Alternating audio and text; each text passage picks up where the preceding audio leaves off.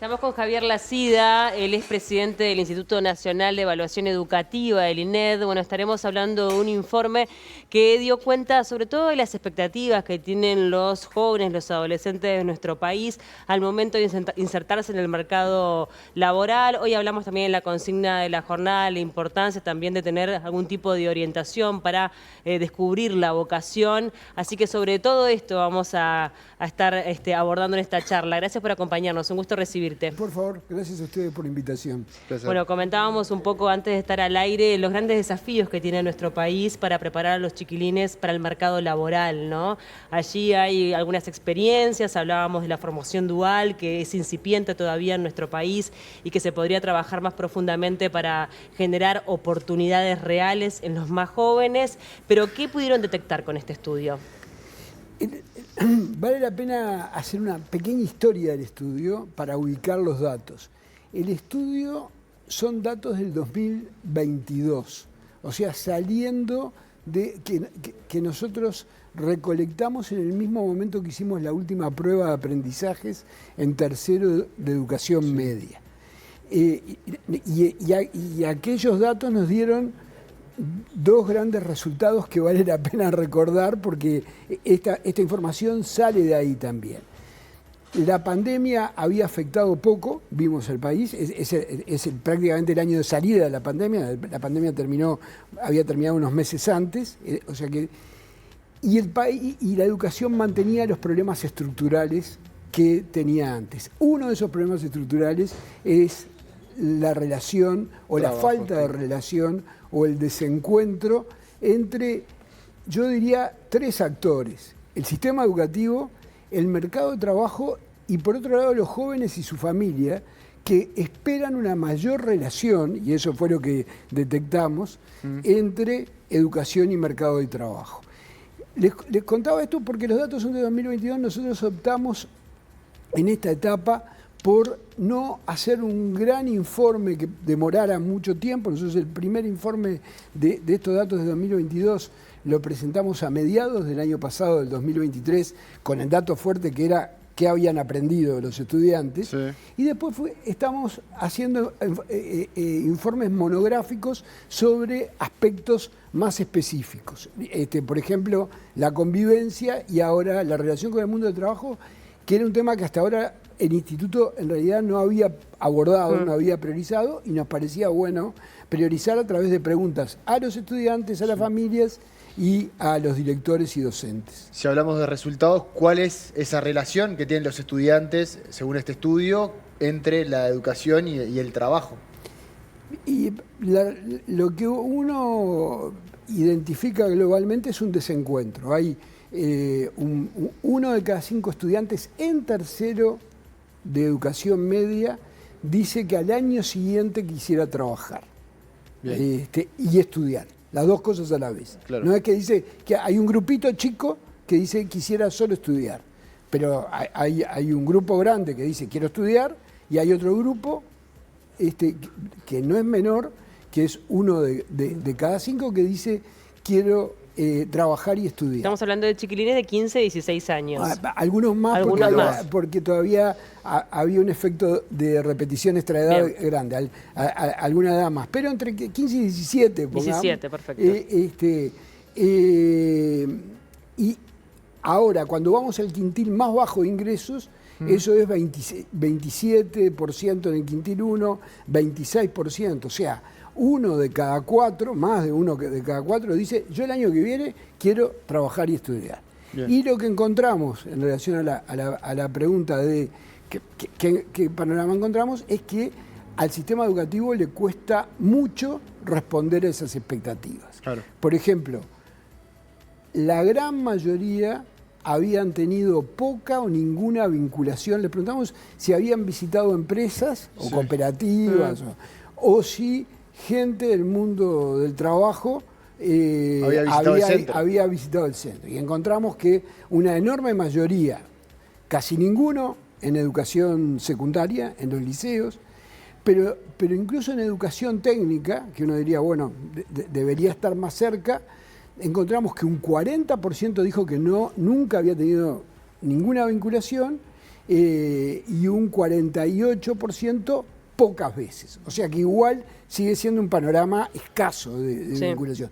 Con lo cual, y el otro desencuentro que encontramos es en orientación vocacional. Entendida, como decía un psicólogo especializado en orientación vocacional que comentó el trabajo los otros días cuando lo presentamos, Miguel Carvajal, entendía no la orientación vocacional como hace 30 años, que era averiguar qué iba a estudiar, qué quiero estudiar, y pensando solo en la universidad. Hoy la orientación vocacional es pensar qué quiero hacer de mi vida, es pensar en qué quiero trabajar y en qué quiero estudiar, las dos cosas combinadas. Y muchos dijeron querer orientación vocacional. Y ahí encontramos cosas curiosas. Encontramos que en secundaria había muy poca orientación vocacional, en educación técnica encontramos mucho más. Donde encontramos más fue en los privados. 2 de cada 3 adolescentes que van a privados tienen orientación vocacional, más el 68%. Y después el otro dato significativo, que en realidad es positivo dentro de un panorama más desalentador en general, es que alrededor de la mitad del quintil 1, que van a educación pública, también manifestó haber tenido. O sea, la educación técnica, sobre todo, se preocupó de que los estudiantes de menos ingresos tuvieran orientación vocacional. Pero encontramos un grupo muy grande que no había tenido. Y si no tuvo orientación vocacional, esa idea de quiero estudiar y trabajar, después se le va a complicar. Además, y con esto termino, no podemos mirar este desencuentro solamente como un tema del sistema educativo, que se exprese solamente en el sistema educativo. La otra cara de este desencuentro es que los desocupados jóvenes son el triple que el resto de los desocupados. O sea, la desocupación en Uruguay no es un problema grave, salvo para los jóvenes. Justo a ese punto quería ir, ¿no? Ha sido un problema eterno en el Uruguay la disociación que a veces parece que hay entre la academia y el mundo del trabajo. Y no solamente en ciclo básico o en preparatorio, sino también pasa incluso en la universidad, donde a veces hay quienes pasan su trayectoria de estudiante y recién cuando se reciben ahí se encuentran con el mundo del trabajo, que no es solamente tener un oficio o saber de algo, sino es saber qué es cobrar un sueldo, saber qué es ser un empleado o un empleador, cuál es mi rol. Y hay un problema no solamente de la academia, sino también del mundo del trabajo, de las empresas que no van a captar a esa población. ¿Cómo hacemos para que eso pueda convivir? Dialogando y negociando y haciendo cosas en conjunto. El otro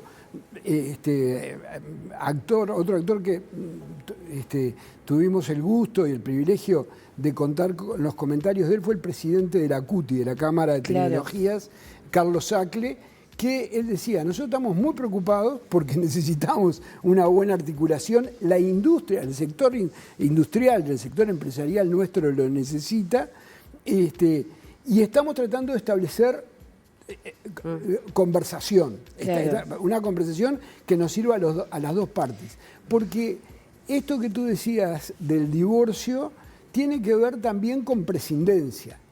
Yo sé yo el sistema educativo sé lo que los estudiantes necesitan, yo mundo del trabajo, yo empresa, sé lo que necesito de los trabajadores. Ahora, si no, esa conversación, esa articulación no se da, el que termina sufriendo esa dislocación, esa desarticulación, es el propio joven en el tránsito. De hecho, cuando uno mira los sistemas educativos en el mundo, aquellos que tienen modalidades como la dual que mencionabas, o que tienen otras, porque no tienen por qué ser solo esa, que facilita, acompaña el tránsito entre educación y trabajo, y donde la escuela dialoga, el liceo, la escuela técnica, con las empresas, son países en donde la desocupación de los jóvenes es la misma que el resto de la sociedad. Claro. Porque no se le cobra el derecho de piso que se le cobra en Uruguay y en muchísimos países en donde hay ese divorcio. De todas maneras, hay buenas experiencias en nuestro país que decíamos se pueden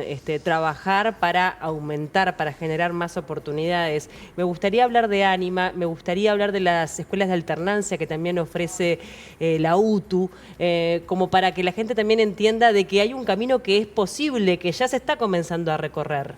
Sí, es verdad. Y ahí hay un montón de aprendizajes. Las escuelas de alternancia de UTU tienen décadas de... los estudiantes van una semana al predio y otra semana a la escuela.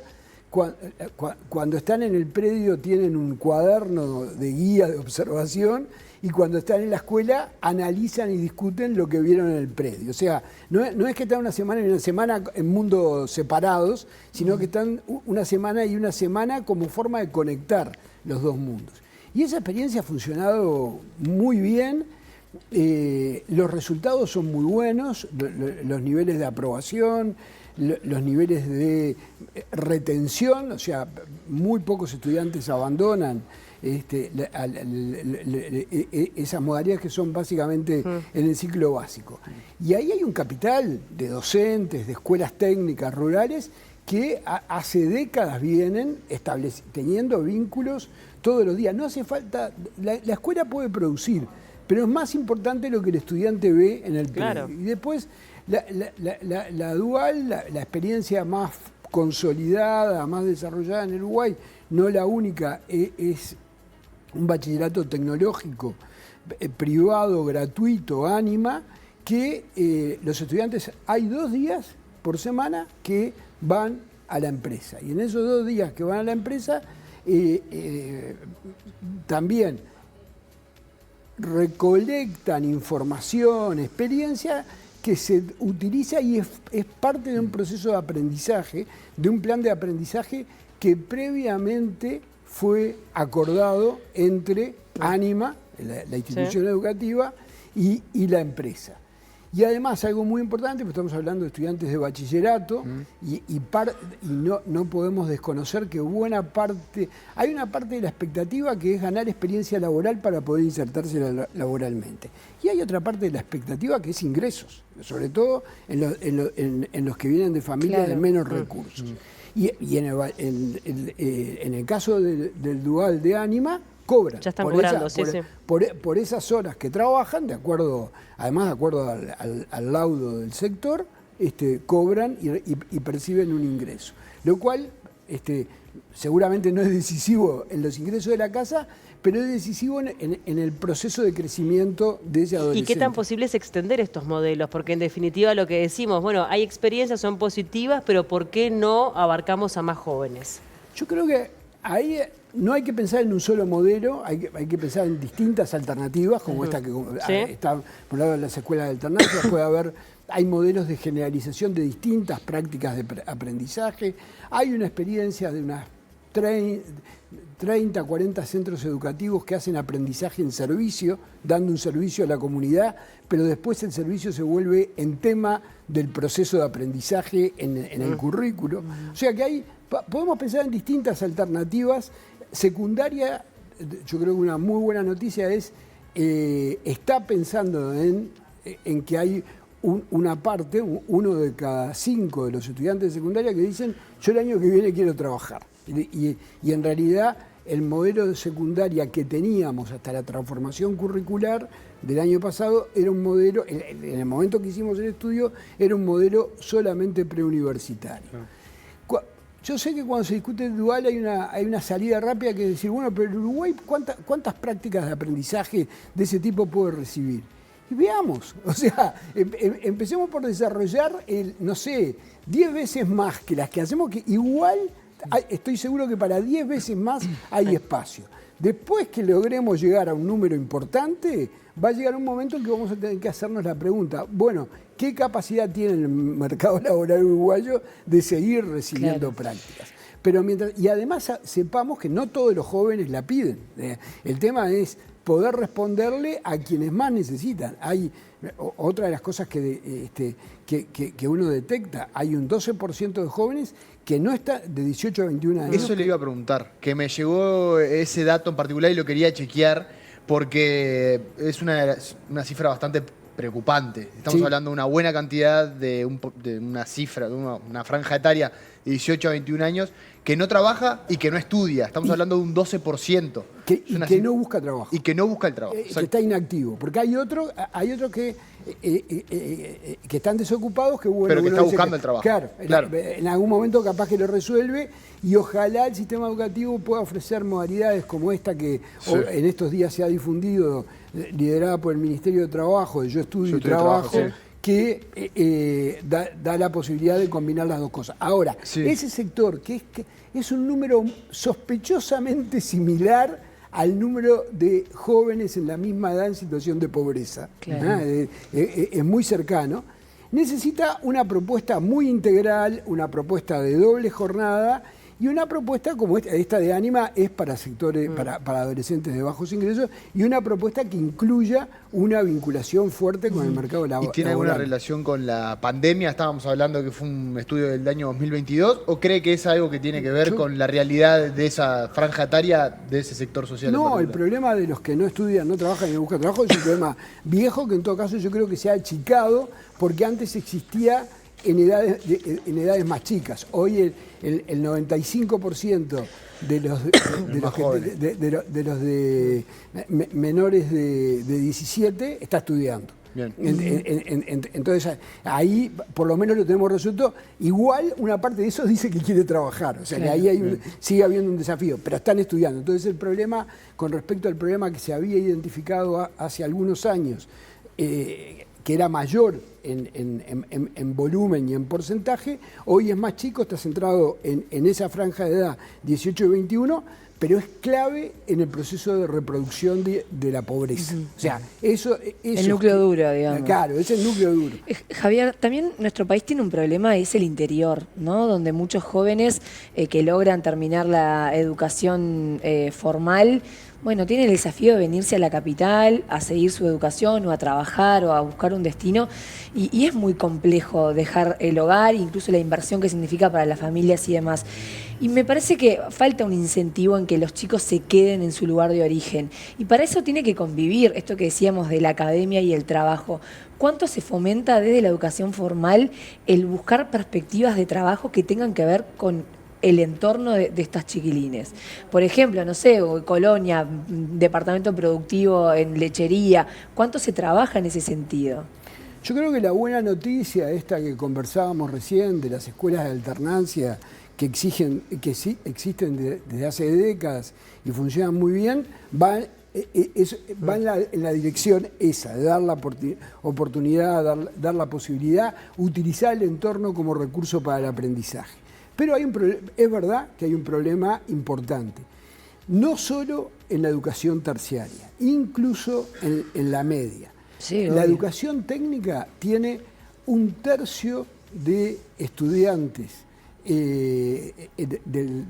del total de la matrícula en el interior y la mitad en Montevideo. O sea, tiene menor porcentaje de presencia en el interior.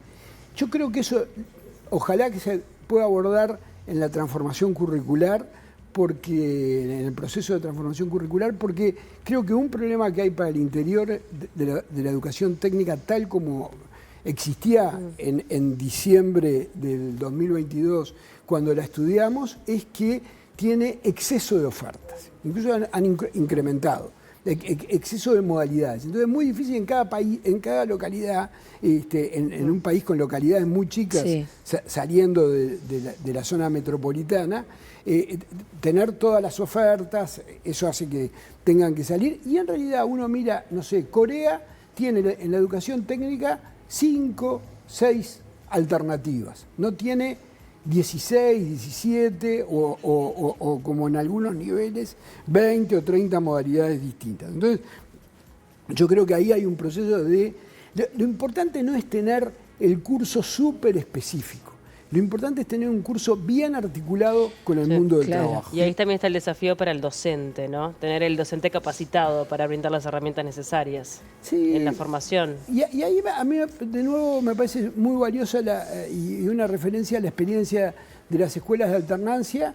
fíjense, ahí hay un grupo importante de docentes que hace años Hacen eso, claro.